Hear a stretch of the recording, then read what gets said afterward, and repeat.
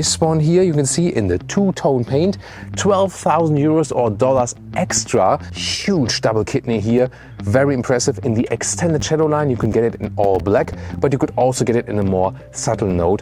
Here, for example, in the two-tone paint, I think there's a transition between the top paint and the grille, which is not ideal, I think. Or what's your take? Slim integration of the daytime running lights in the top, and this split here, that was highly criticized by a lot of viewers as well, that you have the split between the daytime running light and the real headlamp unit. So I would like to hear your take on the front design here of the 7 Series in the new generation. G70 is the internal code. Wheel line structure and the inside of the daytime running lights here on this top part here.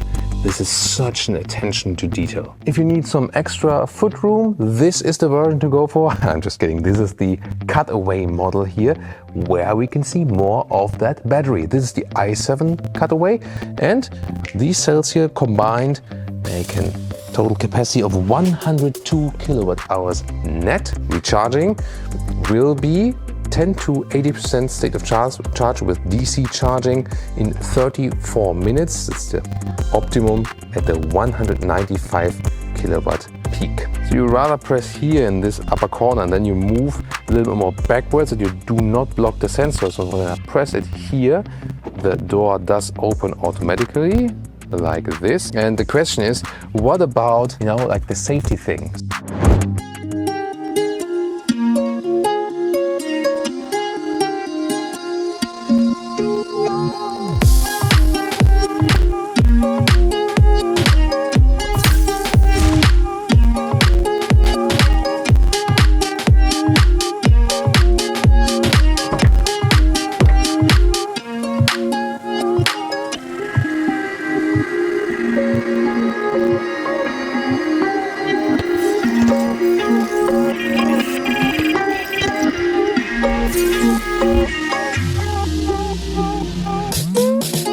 Also not here the 8-cylinder, there you have to go for the 6-cylinder. I think not a good strategy to limit this offer there, because the material is superb. It has also the very same durability, but way less impact on everything around us. So we've seen it in the X7, it is perfect and also way to go than here when speccing this vehicle. As for the comfort here when seating, for the seat ergonomics, yeah, it's really very comfortable, very luxurious. And that's also the first thing when you take a look at the competitors. The new ET7 recently, I think, had also good comfort in seating. Tesla Model S and Mercedes EQS, this one here has definitely way more comfort already when sitting in the front here. So for the seat ergonomics here and how you feel, this is one of the most luxurious sedans, definitely. And interior overview, well, very clean first impression. And told you, Mercedes EQS is all about ambient lighting. BMW says, hold my beer, we can also do ambient lighting, and that's where we ended up with. So here, this is really amazing. So this crystalline structure on the top. It's not glass though, because that would have been, not really crash safe. And here you can then switch through the different colors, and I mean, it's really bright. It's 12 o'clock noon at the moment here, and you can still very well see that. So that's actually a pretty cool idea to bring more spice to the interior. You still have buttons you can really press here, for example, for the cruise control. This is like one button, but then the central one is separated. Digital instruments, left side speed, right side here, the lower middle console, this inductive charging pad here. And hard to pick it up on camera, but this is here a small slot, and it is sucking away. The crystalline knob here is quite cool here, and then you can still have this rear area. Before we get to the executive driving, being chauffeured position, what about when I'm sitting behind the tall driver? Yes, that's me. Here the legroom is still sufficient. They are not making good use of the space, but there will always be enough space available. And also as for the headroom, and here's the thing, that they did a compromise with aerodynamics, so they could still offer a lot of headroom even with 1.89 or 6'2". And the comfort here, if you compare it to the EQS, is so much better indeed. So BMW clearly wins it here, and using this vehicle has become more complicated. So I put up the shade here.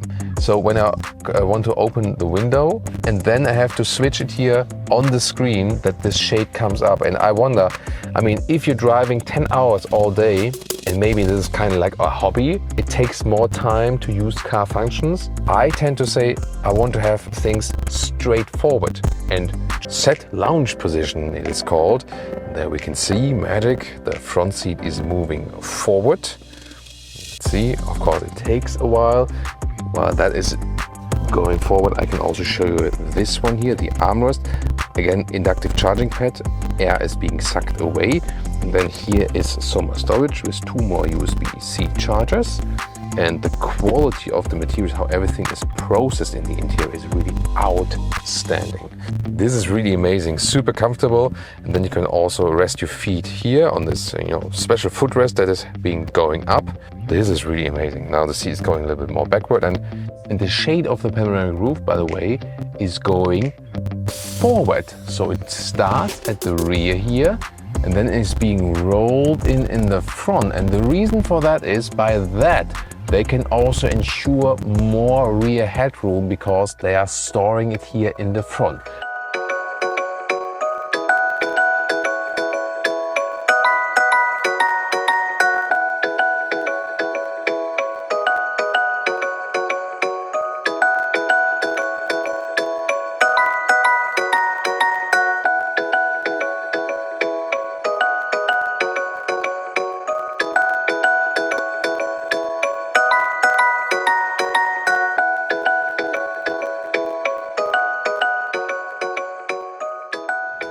And now to the trunk part.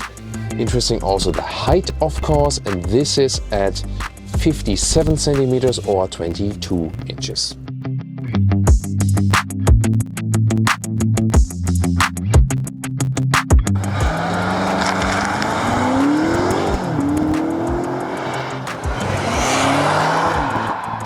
And here we go. This is the i7, the all-electric version of the all-new BMW 7 Series. And, well, the first surprising thing is you hardly feel a difference, at least when driving straight. You now have this great floating ride from the air suspension. And since you feel the shifting, of course, in the combustion engine, of course, you have the throttle input is like a little bit more directly, but they also both tuned these vehicles in a way that there also is not the biggest difference between that. Let's accelerate it out. Let's go. Launch control.